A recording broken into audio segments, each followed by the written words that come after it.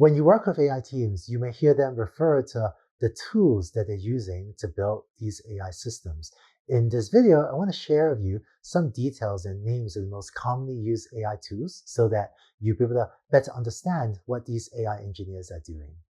We're fortunate that the AI world today is very open and many teams will openly share ideas with each other. There are great machine learning open source tools and frameworks that many teams will use to build their systems. So if you hear any of these, PyTorch, TensorFlow, Hugging Face, PaddlePaddle, Scikit-learn, or R, all of these are open source machine learning tools or frameworks that help AI teams be much more effective.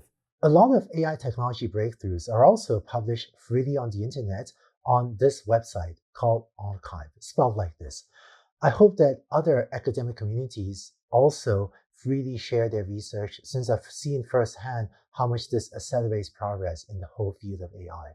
Finally, many teams will also share their code freely on the internet, most commonly on a website called GitHub. This has become the de facto repository for open source software in AI and in other sectors in AI. And by using appropriately licensed open source software, many teams can get going much faster than if they had to build everything from scratch. So for example, if I search online for face recognition software on GitHub, you might find a web page like this. And if you scroll down, this actually has a pretty good, very readable description of software that is made available on this website for recognizing people's faces and even finding parts of people's faces. There's just a ton of software that is freely downloadable for doing all sorts of things on the internet. And just double check the license, or AI team would double check the license before using it in a product, of course. But a lot of this software is open source or is otherwise very permissively licensed for anyone to use.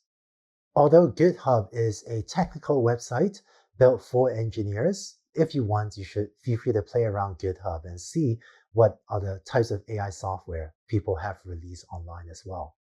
In addition to these open source technical tools, you often also hear AI engineers talk about CPUs and GPUs.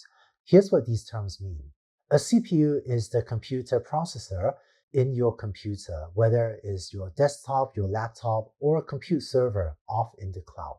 CPU stands for Central Processing Unit, and CPUs are made by Intel and AMD and a few other companies. This does a lot of the computation in your computer. GPU stands for Graphics Processing Unit.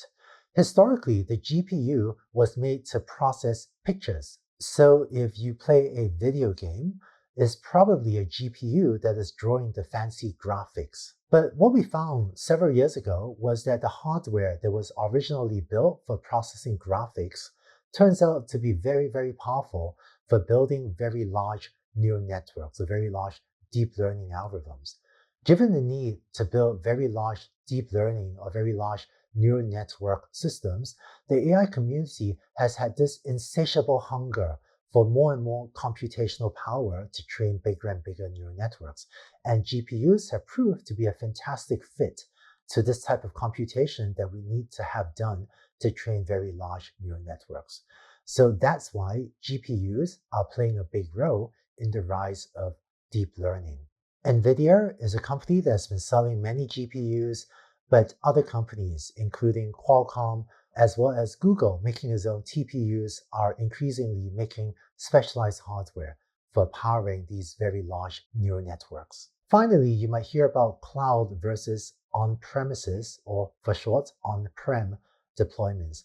Cloud deployments refer to if you rent compute servers, such as from Amazon's AWS or Microsoft's Azure or Google's GCP, in order to use someone else's servers to do your computation. Whereas an on-prem deployment means buying your own compute servers and running the servers locally in your own company. A detailed exploration of the pros and cons of these two options is beyond the scope of this video.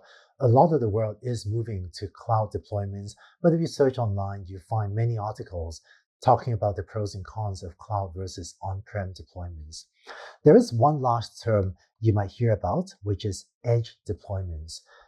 If you are building a self-driving car, there's not enough time to send data from a self-driving car to a cloud server to decide if you should stop the car or not, and then send that message back to the self-driving car.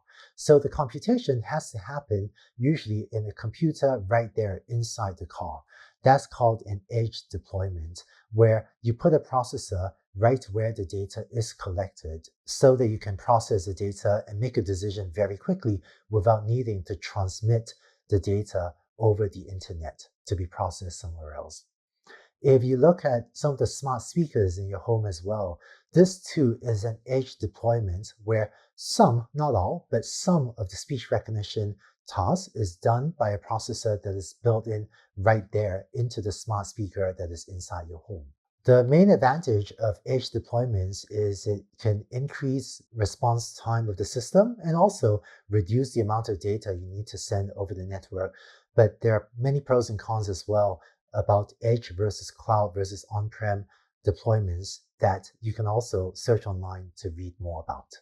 Thanks for finishing this optional video on the technical tools that AI engineers use. Hopefully, when you hear them refer to some of these tools, you'll start to have a better sense of what they mean. I look forward to seeing you next week.